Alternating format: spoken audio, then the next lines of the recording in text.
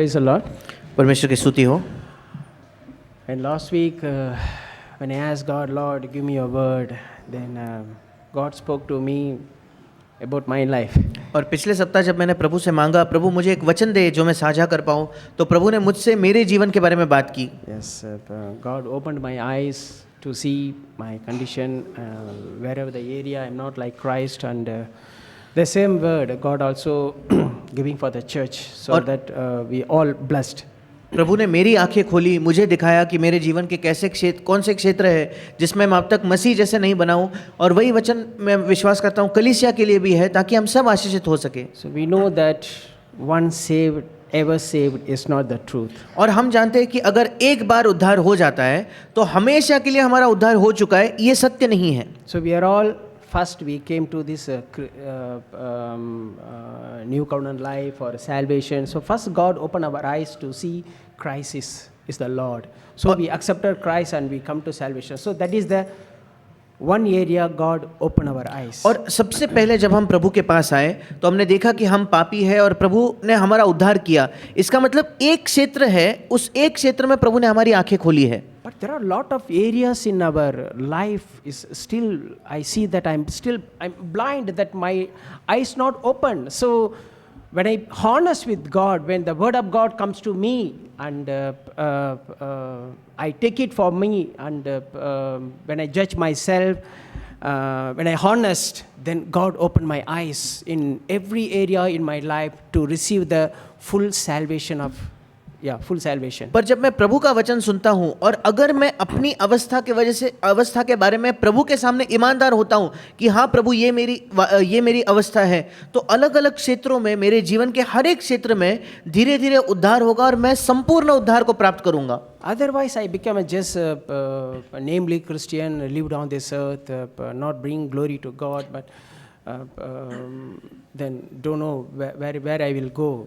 अगर नहीं तो मैं नाम मात्र के लिए, नाम के वास्ते एक मसीह बनूंगा, मैं नहीं जानता मैं आगे कहाँ जा रहा हूँ, वैसा ही मसीह बनकर मैं रह जाऊंगा। So turn with me John chapter 9. मेरे साथ निकालिए यूहन्ना रचित सुसमाचार उसका 9वां अध्याय। John chapter 9, when we read the whole chapter, जब हम यूहन्ना उसका 9वां अध्याय, संपूर्ण अध्याय पढ़ते हैं तो and Jesus passed by, he saw a man blind from birth.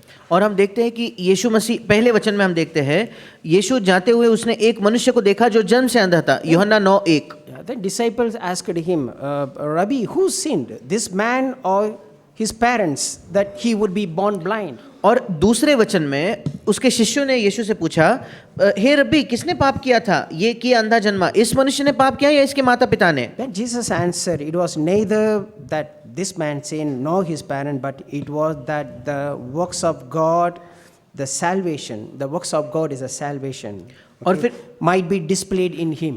और तीसरे वचन में यीशु उत्तर देता है और कहता है, न तो इसने पाप किया था न इसके माता पिता ने, परंतु ये इसलिए हुआ कि परमेश्वर के काम उसमें प्रकट हो। You know, Jesus came into this world for sinners. क्या आप जानते हो यीशु मसीह इस संसार में पापियों के लिए आया, who are spiritually blind, not for righteous who claim that they can see everything, they are perfect. जो आत्मिक तौर पर अंधे हैं। यीशु मसीह धर्मी लोगों के लिए नहीं आया जो कहते नहीं मैं सिद्ध हूँ, मुझे कोई आवश्यकता नहीं, ऐसे लोगों के लिए यीशु नहीं आया। So that's why Jesus said that this man is blind, it's not because his sin or his parents' sin, because the God's glory will be revealed through him. और इसलिए ये व्यक्ति, यीशु कहता है, ये व्यक्ति अंधा जन्मा इसलिए नहीं कि इसने पाप किया या इसके माता पिता ने पाप किया, बल्कि इसलिए ताकि परमेश्वर की महिमा प्रकट हो सके। So in the same way, God also want to be glorified through my life, in every area in my life, when I accept that I am in blind. बिल्कुल वैसे ही परमेश्वर मेरे जीवन में भी काम करना चाहता है, मेरे जीवन के हर एक क्षेत्र में वो काम करना चाहता है जब मैं इस बात को मान लेता हूं कि मैं अंधा हूं। Jesus also said to his disciples in chapter 4 that we must work the works of him who sent me as long as it is day. Night is coming when no one can work. यीशु मसीह ने यूहन्ना उसके 9वें अध्याय के 4थे वचन में ये भी कहा, जिसने मुझे भेजा है हमें उसके काम दिन ही दिन में करना अवश्य है, वो रात आने वाली है जिसमें कोई काम नहीं कर सकता। We know our repentance and salvation is only possible when we on this earth. और हम जानते हैं कि हमारा मन फिराव और हमारा उद्धार ये केवल तभी संभव है जब हम इस पृथ्वी पर हैं। Before Christ come or when we go out from this earth. It is not possible that once Christ come back or once we died, there is no more repentance, there is no more salvation. मसीह आने के बाद तब उसके बाद कोई मन फिराव नहीं होगा और कोई उद्धार नहीं होगा। ये दोनों काम मसीह के आगमन के पहले ही हो सकते हैं। So make use of this opportunity when we on this earth. Then whenever the word of God comes to us through when we read Bible, when we hearing the word of God message, then when the word of God comes to us and word of God shows that I'm blind in this area, when I honest, when I repent, then I can get salvation in every area of in my life. और इसलिए जब भी संभव है, जब भी परमेश्वर का वचन हमारी ओर आता है तो हम उसे स्वीकार करें, हम ईमानदार बने। किसी भी क्षेत्र में अगर परमेश्वर का वचन हमें आता है, हम ईमानदार बने, तब हमें उद्धार उस क्षेत्र में मिल सकता है। If I can be deceived myself by saying that it's not like that. I'm not that much pride. I'm not that much love the money. I'm not that much hate my brother and sisters. It's very, very little. This is very normal. Is all the people is like that. If I give justification, reason for my anger, for my unchrist-like behavior and attitude, then I will be forever lived in sin. और जब भी प्रभु का वचन मेरे पास आता है, अगर मैं अपने आप को धोखा दे सकता हूं। कैसे? अगर मैं ये कहता हूं नहीं इतना भी मुझे मेरे अंदर घमंड नहीं है, नहीं इतना भी पैसे से मैं प्रेम नहीं करता, नहीं इतना भी मैं बुरा नहीं हूं। मतलब जब भी हम बहाने बनाने लगते हैं, जब भी हम अपने आप को सही ठहराने की कोशिश करते हैं, जब भी प्रभु का वचन हमारे पास आता है, तो तब वो बहुत कठिन परिस्थितियां हमारे लिए, क्योंकि उस समय हमें वो उद्धार नहीं मिलेगा। That means forever I will be blind. और इसका मतलब हमेशा के लिए मैं अंधा बनकर रहूंगा। And then continuously we read that Jesus opened the eyes of this blind man. और इसी अध्याय को अगर हम आगे पढ़ना जारी रखें तो आगे यीशु मसीह ने इस अंधे व्यक्ति की आंखें खोली। In verse 25, the man was blind, opened his eyes. Then he testified to the Pharisees that I was blind, now I can see. और 25 वचन में इस व्यक्ति ने फरीसियों को ये गवाही दी कि मैं अंधा था और अब मैं देखता हूँ। In verse 34, we can see that this Pharisees told this man that before, if you read this verse, that this man, the Pharisees told this man to not to glorify Jesus by telling that Jesus opened his eyes.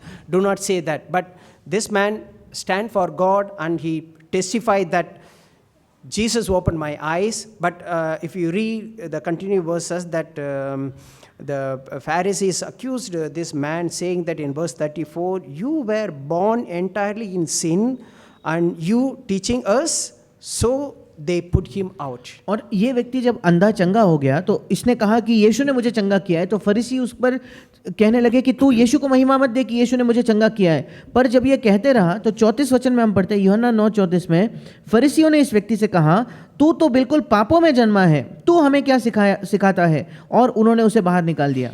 You see, we need to understand here that when we stand for Christ, this may happen in our life. People will put us out, throw us out. They may in our family, in our relatives, or in our job, they may be corner us, or they stop our promotion or salaries, or anything they can do which make us to suffer.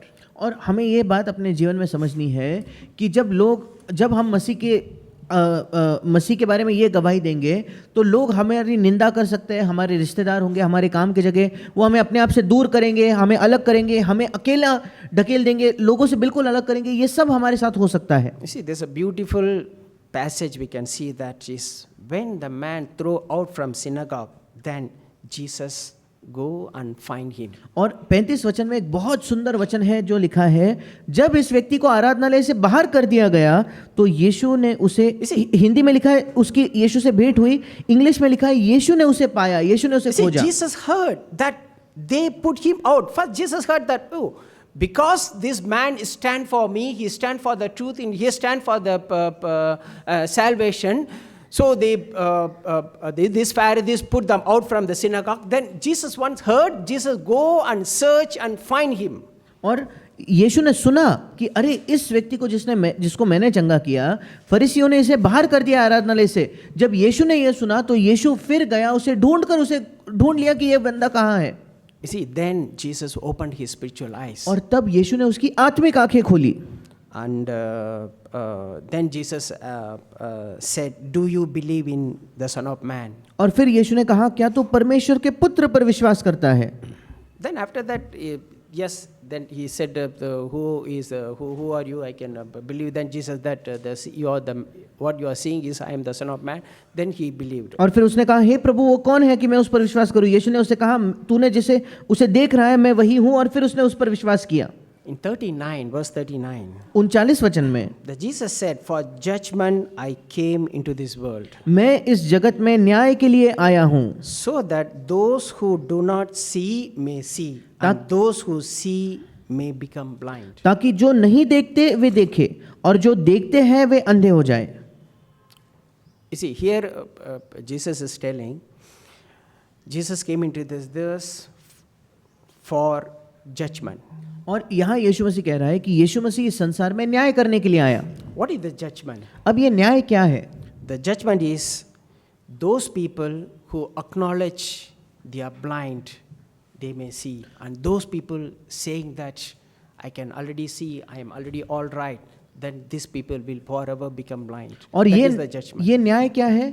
जो लोग ईमानदारी से ये मान लेते हैं कि हाँ मैं अंधा हूँ, यीशु उन्हें चंगा करेगा, और जो लोग ये कहते हैं नहीं नहीं मैं तो बिल्कुल ठीक हूँ, मैं देख पाता हूँ, ये हमेशा के लिए अंधे ही रहेंगे। यही वो न्याय है जिसका जिक्र यहाँ यीशु करता है। You see, those who acknowledge their sin and judging themselves and truly repent and believing in Christ, and they may receive the salvation. जो अपने पाप का अंगीकार करते हैं, जो मान लेते हैं कि वह अंधे हैं, जो वाकई मसीह को स्वीकार करते हैं, वे वो उद्धार प्राप्त And we करेंगे, will become partakers of Christ's nature. और फिर हम मसीह के स्वभाव के सहभागी बनेंगे।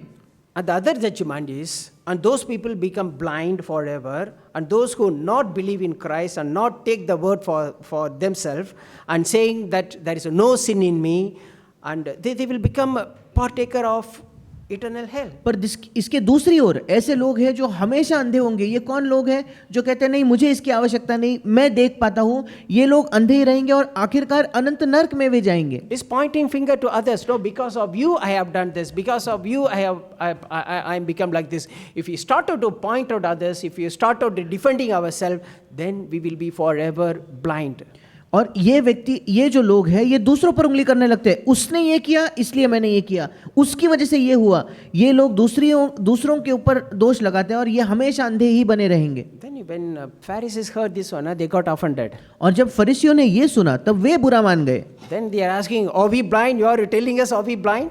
और फिर फरीसी यीशु से पूछने लगे, अच्छा तू हमें अंधा कह रहा है क्या? हम अंधे हैं क्या? You see, then Jesus replied, verse 41. और फिर यीशु ने यूहन्ना 9:41 में उत्तर दिया, If you were blind, you would have no sin. यदि तुम अंधे होते तो पापी न ठहरते। You see, if you accept that, yes, Lord, I am blind. Yes, Lord, I am a sinner. Yes, Lord, I fall. Yes, Lord, I got angry. Yes, Lord, I have sinned against you. Yes, Lord, I hurted others. If we honest to say that, yes, Lord, I am blind, this is say there is no sin in you. और अगर हम ईमानदार हैं, हाँ प्रभु मैं अंधा हूँ, हाँ प्रभु मैं पापी हूँ, हाँ प्रभु मैं पाप में गिर गया, हाँ मैं गुस्सा हो गया, हाँ मैंने उसको चोट पहुंचाई, अगर हम ऐसा करते हैं तो हम क्षमा प्राप्त करेंगे। With repentance heart, go to Jesus and repentance heart, say that, Lord, I am a sinner, Lord, please forgive me, please deliver me, Lord. Then Jesus says, there is no sin in you. और मन फिराव के हृदय के साथ अगर हम प्रभु के पास जाएंगे, प्रभु मैं पापी हूँ, प्रभु मैं गिर गया, तो प्रभु हमें शुद्ध करेगा और प्रभु कहेगा तुम में कोई पाप नहीं। But since you say, we see, your sin remains. पर फिर यीशु कहता है, परंतु तुम कहते हो कि हम देखते हैं इसलिए तुम्हारा पाप बना रहता So है। what a pathetic stage if we defending ourselves. Then we have no hope at all. If we defending ourselves, if he is giving reason for our sin, then there will be no hope. Jesus said here is very clearly, your sin remains. कैसे बदतर अवस्था है, क्योंकि ये लोग कहते हैं कि नहीं मुझे किसी चीज की आवश्यकता नहीं और इसलिए अंधे। और यीशु ने भी कहा क्योंकि तुम कहते हो मैं देखता हूँ, तुम्हारा पाप बना रहता है। You see, in John chapter 9:39, Jesus that for judgment I came into this world. Just now we read. और अभी अभी हमने पढ़ा यूहन्ना 9:39 में कि यीशु ने कहा न्याय करने के लिए मैं पृथ्वी पर आया हूँ या संसार में आया हूँ। The judgment is just now we read that Jesus exposed our sin. और वो न्याय क्या है? अभी अभी हमने देखा यीशु हमारे पाप को उजागर करता है। Why Jesus exposed our sin through the message or through when we reading Bible? और क्यों यीशु हमारे पाप को उजागर करता है, चाहे बाइबल पढ़ते हुए या किसी संदेश के द्वारा, क्यों ऐसा यीशु करता है? Not intended to condemn us or to blame us. यीशु हमें इसलिए उजागर नहीं करता कि हम पर दोष लगाए या हम पर कोई आरोप लगाए, दंड आज्ञा लाए, इसलिए नहीं, But to convict us to repent. बल्कि हमें एहसास दिलाने के लिए, हमें कायल करने के लिए, ताकि हम मन फिरा सकें। And if you, the another verse, John chapter 3 verse 17, एक और वचन है यूहन्ना उसका 3:17, is a contradict verse. और बिल्कुल इसके विपरीत ऐसा वचन लगता है। When we see externally. अगर बाहरी तौर पर हम देखें तो ऐसा लगता है कि नहीं नहीं, ये बिल्कुल विपरीत वचन है एक दूसरे के। John 3:17. यूहन्ना 3:17, For God did not send the Son into this world to judge the world. Not to judge the world. और यहाँ लिखा है परमेश्वर ने अपने पुत्र को जगत में इसलिए नहीं भेजा कि वो जगत पर दंड की आज्ञा दे, या इंग्लिश में लिखा है जगत का न्याय करे। In John 3:19, Jesus said, I came into this world for judgment. पर यूहन्ना 3:19 में यीशु ने कहा कि मैं इस संसार में न्याय करने के लिए आया हूँ। In John 3:17, God did not send his son did not send the son to judge the world. माफ कीजिए, यूहन्ना 9:39 में यीशु ने कहा मैं न्याय के लिए आया हूँ। यूहन्ना 3:17 कहता है यीशु परमेश्वर ने अपने पुत्र को संसार का न्याय करने के लिए नहीं भेजा। Do you understand what the Holy Spirit is speaking here? क्या हम समझ सकते हैं कि पवित्र आत्मा यहाँ क्या कह रहा है? Okay, if you read continuously, but the world might be saved through him. और आगे लिखा है यूहन्ना 3:17 में, परंतु इसलिए कि जगत उसके द्वारा उद्धार पाए। You see, from 16, I reading from 16. For God so loved the world that he gave his only begotten Son, that whoever believes in him shall not perish but have eternal life. मैं 16 वचन से आगे पढ़ता हूँ, क्योंकि परमेश्वर ने जगत से ऐसा प्रेम रखा कि उसने अपना इकलौता पुत्र दे दिया, ताकि जो कोई उस पर विश्वास करे वो नष्ट न हो परंतु अनंत जीवन पाए। He who believes in him, 18 verse 18. 18 वचन, जो उस पर विश्वास करता है। I mean, acknowledging our sin, our spiritual blindness. इसका मतलब जो अपने पाप को मान लेता है, अपने आत्मिक अंधेपन को मान लेता है, Is not judged. और फिर लिखा है कि उस पर दंड की आज्ञा नहीं होती। इंग्लिश में लिखा है उसका न्याय नहीं होता। It's the same thing. Holy Spirit speaking the same thing in both verses. और वही बात ये पवित्र आत्मा दोनों वचनों में कह रहा है। John 3:17, John 9:39. It's the same thing. God is speaking that he who believes in me, acknowledging his sin, acknowledging his blindness, is not judged. यूहन्ना 9:39 और फिर यूहन्ना 3:17, यूहन्ना 3:18, वही बात पवित्र आत्मा कह रहा है, जो मुझ पर विश्वास करता है उसका न्याय नहीं होगा। He who does not believe, I mean he who trying to defend or not acknowledging his sin, okay, he has been judged already. और जो उस पर विश्वास करता नहीं है, मतलब जो अपने आप को सही ठहराने की कोशिश करता है, जो बहाने देता है, वो दोषी ठहर चुका पहले से ही। Because he has not believed in the name of Jesus begotten Son. इसलिए कि उसने परमेश्वर के इकलौते पुत्र के नाम पर विश्वास नहीं किया। It's not believing. That means you see, when I believe, कब मैं विश्वास करता हूँ? is if when the word of God comes to me, I believe that God can able to save me. Then I can able to believe. If why I don't believe that, I don't believe the Son of God, that even believe also I will not be saved. So this kind of mentality we will never be saved. Those who believe the Son of God that He can able to save me, that people will believe. और जो परमेश्वर के पुत्र पर विश्वास करते हैं कि ये मेरा उद्धार कर सकता है, विश्वास करने का मतलब जब परमेश्वर का वचन आता है तो ये विश्वास करना कि ये मेरा उद्धार कर सकता है। पर दूसरे लोग जो विश्वास नहीं करते, उसका मतलब क्या है? जो उस वचन को ठुकराते हैं कि नहीं ये नहीं हो सकता। जो लोग विश्वास करते हैं कि परमेश्वर का पुत्र मेरा उद्धार कर सकता है, वे उस पर विश्वास कर रहे हैं, उनका न्याय नहीं होगा। And in 19 also Jesus saying that this is a judgment. और 19 वचन में फिर एक बार यीशु कहता है ये दंड की आज्ञा का कारण है। That the light has come into this world and men loved the darkness rather than the light, for their deeds were evil. कि ज्योति जगत में आई है और मनुष्यों ने अंधकार को ज्योति से अधिक प्रिय जाना, क्योंकि उनके काम बुरे थे। That means people loved so much this world rather than the real God. इसका मतलब लोगों ने इस संसार से इतना प्रेम किया, सच्चे परमेश्वर के अलावा उन्होंने इस संसार से ही प्रेम किया। I mean, they love the darkness इसका मतलब वे अंधकार से प्रेम करने rather लगे than the light. और ज्योति से बढ़कर। For everyone who does evil hates the light और वहां लिखा है क्योंकि जो 20 वचन, क्योंकि जो कोई बुराई करता है वो ज्योति से बैर रखता है and does not come to the light for fear that his deeds will be exposed. और ज्योति के निकट नहीं आता, ऐसा ना हो कि उसके कामों पर दोष लगाया जाए। Why they not come to Christ? Because their deeds, their sins will be exposed. क्यों वे मसीह के पास नहीं आते? क्योंकि उनके काम, उनके दुष्ट काम ये उजागर हो जाएंगे, लोगों के सामने प्रकट हो जाएंगे। You see, those blind people, they are willing to expose their sin. अंधे लोग कौन है जो अपने पाप को उजागर करने के लिए तैयार है? Because they want to be saved. They want to get rid of this all the filthy things of this world. क्योंकि वे उद्धार चाहते हैं, संसार के बुरे और गंदे चीजों से वो उद्धार चाहते हैं, इसलिए।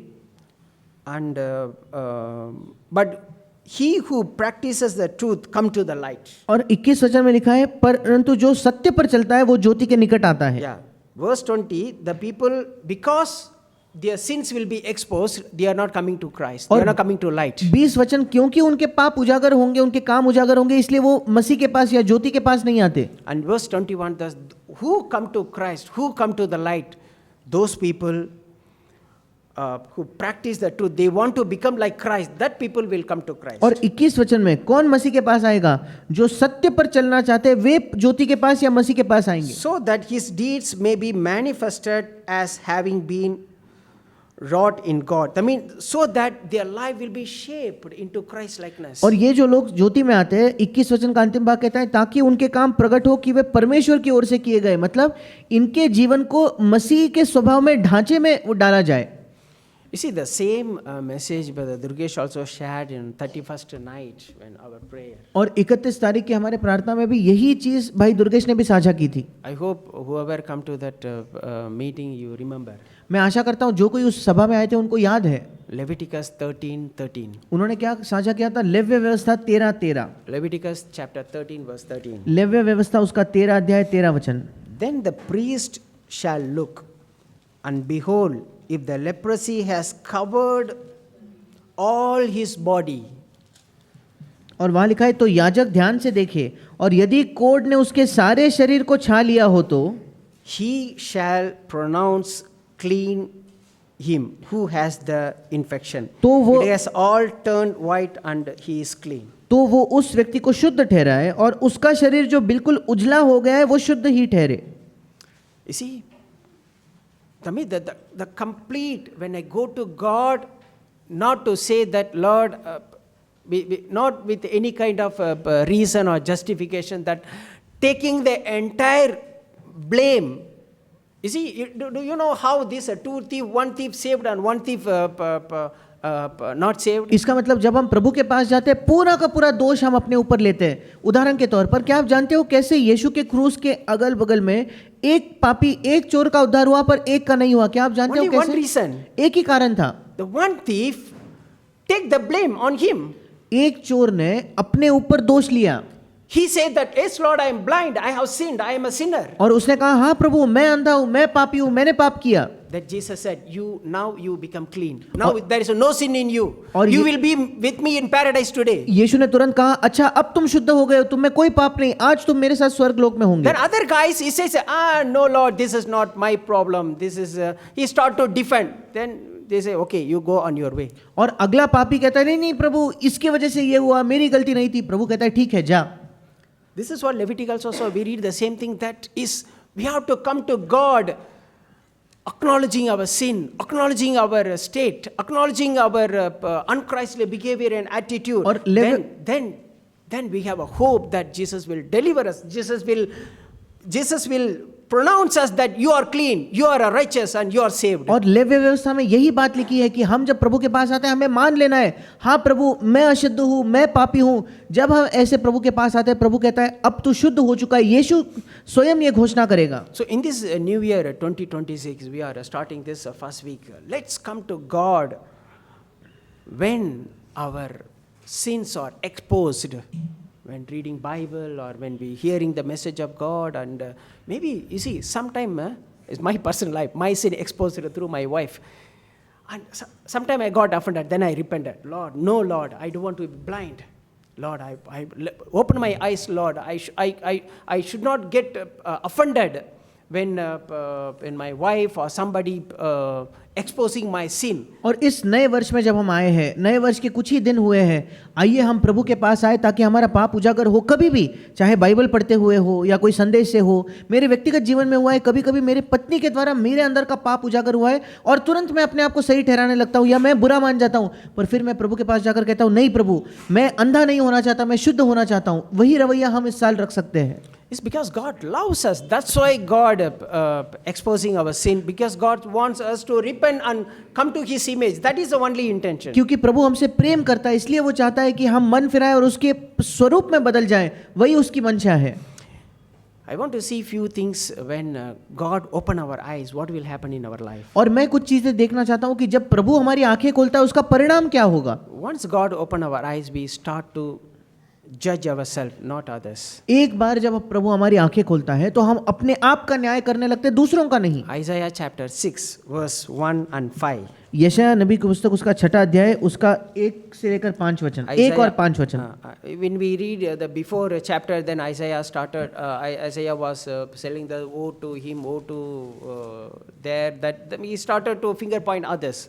और इसके पहले के अध्याय अगर हम पढ़ेंगे तो यशायाह कहता है इस पर हाय, उस पर हाय, और वो दूसरे लोगों की ओर दोष कर रहा है। But when his eyes are opened, when he see the glory of God, then he in verse 5, then he said, "Oh is me." पर जब उसकी आंखें खुल गई, जब उसने प्रभु के महिमा को देखा तो 5वें वचन में वो कहता है हाय हाय मैं नष्ट हुआ। इंग्लिश में लिखा है मुझ पर हाय। I am ruined because I am a man of unclean lips. और इंग्लिश में लिखा है मुझ पर हाय मैं नष्ट हो गया क्योंकि मैं अशुद्ध होठ वाला मनुष्य हूँ।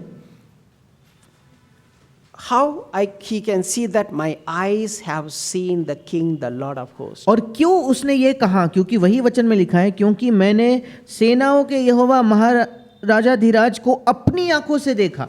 When I see the Lord, then my eyes are open. When I see the Lord, then I start to judge myself. जब मेरी आंखें खुल जाती है तो मैं अपने आप का न्याय करने लगता हूँ। मैं प्रभु को देखने के बाद अपने आप का न्याय करने लगता हूँ। Then when I open my eyes, then spiritually my boundary become enlarged. और जब मेरी आंखें खुल जाती है तो आत्मिक तौर पर मेरी जो सीमा है वो बढ़ जाती है। That means my little by little my areas will be enlarged. My Christ likeness will be more Christ likeness coming to my life. इसका मतलब धीरे धीरे मेरी सीमाएं बढ़ती जाएगी, मतलब अधिक और अधिक मसीह का स्वभाव मेरे अंदर आने लगेगा। You see, in Proverbs chapter 28 verse 13, नीति वचन 28 उसका 13, people who conceal their sin will not prosper, but if they confess and turn from them, they will receive mercy. और वहाँ लिखा है जो अपने अपराध छिपा रखता है उसका कार्य सफल नहीं होता, परंतु जो उनको मान लेता और छोड़ भी देता है उस पर दया की जाएगी। So never conceal our sin. और कभी भी अपने अपराध को छिपाए न रखे, हम कभी सफल नहीं We will होंगे, never be saved. हमारा कभी उद्धार नहीं होगा। Confess and turn from them, then we will be saved. उसे मान लो, उनसे मुड़ो और तब हमारा उद्धार होगा। In 1 John chapter 1 verse 8 and 9. पहला यूहन्ना पहला अध्याय 8 और 9 वचन। 1 John chapter 1 verse 8 and 9. पहला यूहन्ना पहला अध्याय 8 और 9 वचन। If we claim we have no sin, we are only fooling ourselves and not living in the truth. यदि हम कहे कि हम में कुछ भी पाप नहीं तो अपने आप को धोखा देते हैं और हम में सत्य नहीं। That means if we say that I can see, I'm not blind, that means we are fooling ourselves. इसका मतलब जब मैं कहता हूं कि मैं अंधा नहीं हूं तो हम अपने आप को मूर्ख बना रहे हैं, हम अपने आप को धोखा दे रहे हैं। But if we confess our sin to Him, He is faithful and just to forgive us our sins and to cleanse us from all our wickedness. अगला वचन, यदि हम अपने पापों को मान ले तो वो हमारे पापों को क्षमा करने और हमें सब अधर्म से शुद्ध करने में विश्वास योग्य और धर्मी है। And the third thing is we will become a worshipper once our eyes are opened. We are not worship this world. We are not worship ourselves. We are not worship any people. We become worshipper of God. तीसरी चीज, हम आराधना करने वाले बनेंगे। जब हमारी आंखें खुल जाती है तो हम अपने आप की आराधना नहीं करेंगे, हम संसार की आराधना नहीं करेंगे, हम चीजों की नहीं, हम परमेश्वर की आराधना करेंगे। So we can see this John chapter 9 verse 38. और जो अध्याय हमने देखा था यूहन्ना 9:38 में हम ये बात देखते हैं। The person who God Jesus whose eyes opened and he said, when Jesus questioned him, right, do you believe? Then Jesus says, yes, Lord, I believe, and he worshipped him. और जिस व्यक्ति की आंखें यीशु ने खोली, उस अंधे को यीशु ने कहा, क्या तू विश्वास करता है? उसने कहा, हाँ मैं विश्वास करता हूँ, और उसने दंडवत किया। इंग्लिश में लिखा है उसने आराधना की। You see, when we believe, because once our eyes open, then we start to believe God and trust in God, and we will start become a worshipper. और जब हमारी आंखें खुल जाती है, हम उस पर विश्वास करेंगे, प्रभु पर हम उस पर भरोसा करेंगे, और हम आराधना करने वाले बनेंगे। And the fourth thing is God will remove our fear and anxiety and make us to see His sovereignty in our life. और चौथी चीज, जब हमारी आंखें खुल जाती है, प्रभु हमारे भय को, हमारी चिंता को निकाल लेगा, और हमें उसकी सर्वसत्ता हम देख पाएंगे। 2 Kings chapter 6.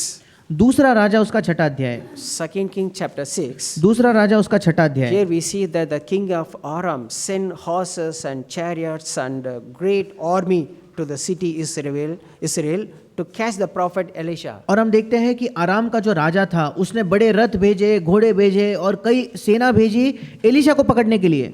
And verse 15. 15 वचन। Now when the attendant of the man of God Elisha, this attendant risen early and gone out, behold, an army with horses and chariots was circling the city. And his servant said to him, Alas, my master, what shall we do now? He became panic and got fear. और यहाँ लिखा है कि भोर को जब परमेश्वर के भक्त का टहलुआ उठा और निकल कर क्या देखता है कि घोड़ों और रथों समेत एक दल नगर को घेरे हुए पड़ा है।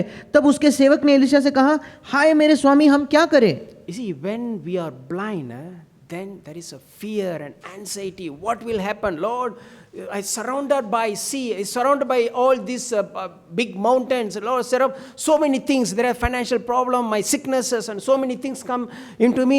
Then become panic and we don't know what to do that moment. और जब हम अंधे होते हैं, जब हम परमेश्वर को नहीं देख पाते, तो अचानक हमारे अंदर डर आने लगता है। हम नहीं देख पाते क्या कर रहे हैं। हम सोचते हैं मेरे इर्द गिर्द पहाड़ है, आर्थिक परिस्थितियां कठिन है, ये कठिन है, बीमारी है, वो मुश्किल है, और हम डरने लगते हैं। चिंता हमारे मन में आने लगती है। See, fear and panic and anxiety is a mark of blindness. और जब हम डरते हैं, जब हम चिंता करते हैं, जब हम भयभीत होते हैं, तो ये हमारे आत्मिक अंधेपन का चिन्ह है।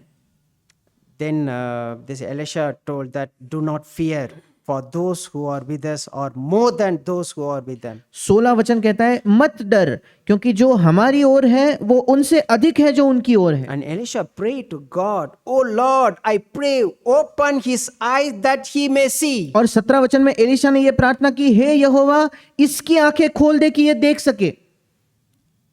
And the Lord opened the servant's eyes, and he saw, behold, the mountain was full of horses and chariots of fire all around Elisha. और परमेश्वर ने उस सेवक की आंखें खोली और उसने देखा कि एलिशा के चारों ओर एक का पहाड़ अग्निमय घोड़ों और रथों से भरा हुआ है। See, that's God's control in our life. ये है परमेश्वर का नियंत्रण हमारे जीवन में। Thus we have to believe in Him and trust in Him that Father, you are sitting on throne, everything in your control. Without your permission, nothing come to in my life, Lord. Lord, that's why he said that, Lord, open this man's eyes, this servant eyes, because Elisha know that. Elisha know that God is in control.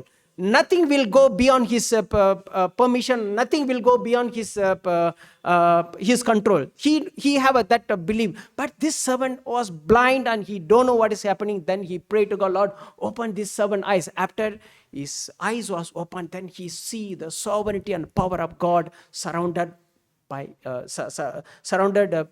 Elisha. और Elisha को डर क्यों नहीं लग रहा था? क्योंकि Elisha की आंखें खुली थी, वो परमेश्वर की सर्वसत्ता को, परमेश्वर के अधिकार को उसके जीवन में देख पाता था। पर यह सेवक क्यों डर गया था? क्योंकि उसको परमेश्वर का हाथ, परमेश्वर की सर्वसत्ता नहीं दिख रही थी कि परमेश्वर इस परिस्थिति के नियंत्रण में है। जब एलिशा ने उस सेवक के लिए प्रार्थना की तो परमेश्वर ने उसकी आंखें खोली और उस व्यक्ति ने भी देखा कि परमेश्वर इस परिस्थिति के नियंत्रण में है। All the fear and anxiety will be gone from our life. और पूरा डर और पूरी की पूरी चिंता हमारे जीवन से निकल जाएगी। Because we believe that God is in control. क्योंकि हम विश्वास करते हैं कि परमेश्वर नियंत्रण में है। I have a Father who is in heaven who cares for me. क्योंकि मेरा एक पिता है जो स्वर्ग में, जो मेरी परवाह करता है, जिसे मेरी चिंता है।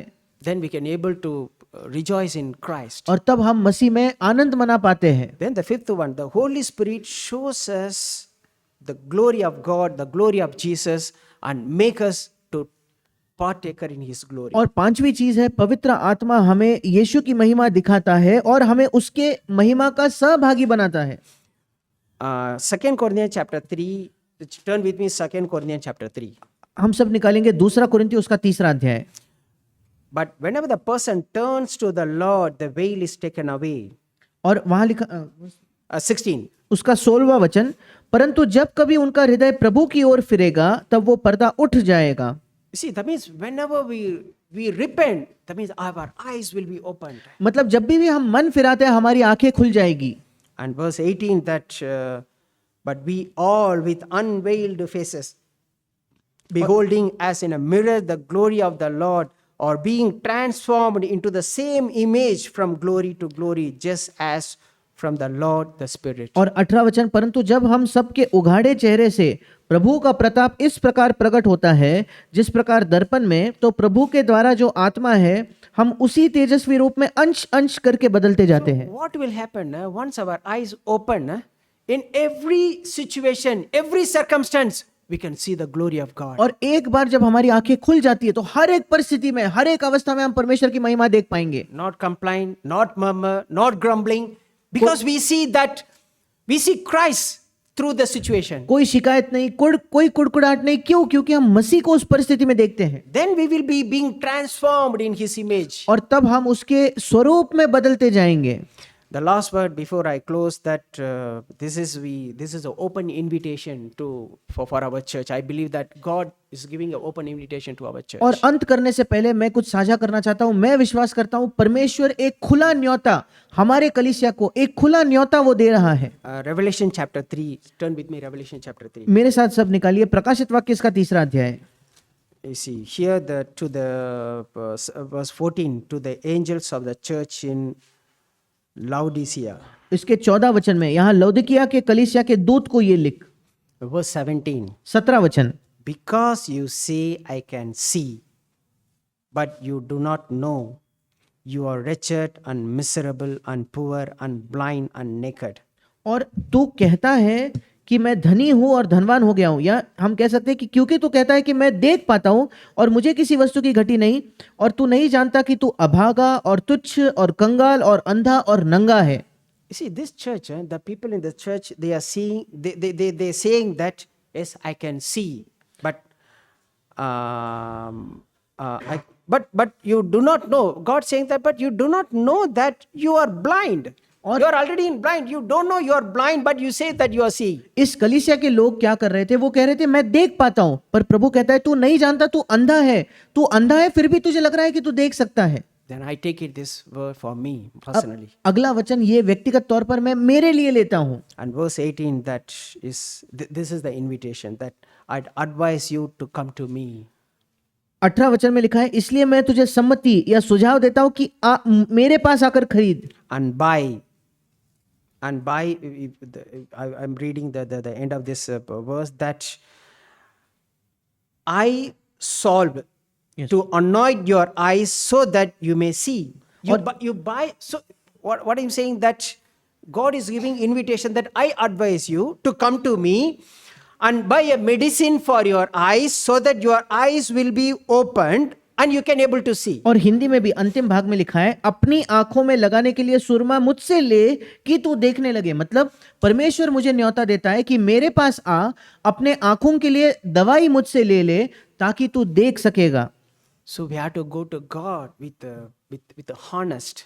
इसका मतलब हमें परमेश्वर के पास ईमानदार होकर जाना है। And verse 20 we can say, behold, I stand at the door and knock. If anyone hears my voice and opens the door, I will come into him and will dine with him and he with me. 20 वचन, देख मैं द्वार पर खड़ा हुआ खटखटाता हूँ, यदि कोई मेरा शब्द सुनकर द्वार खोलेगा तो मैं उसके पास भीतर आकर उसके साथ भोजन करूंगा और वो मेरे साथ। So God is knocking the door in everyone's our life. God is knocking the door. और परमेश्वर हमारे जीवन के हर एक के दरवाजे पर खटखटा रहा है। If anyone hears, अगर कोई listen सुनता his है, voice, then God will enter into our heart. अगर कोई सुनकर उसकी आवाज को सुनकर दरवाजा खोलता है तो परमेश्वर हमारे हृदय में आएगा। In verse 22, 22 he वचन में, who has an ears, let him hear what the Spirit says to the churches. 22 वचन में जिसके कान हो वो सुन ले कि आत्मा कलीसियाओं से क्या कहता है। May God help us. परमेश्वर हमारी सहायता करे।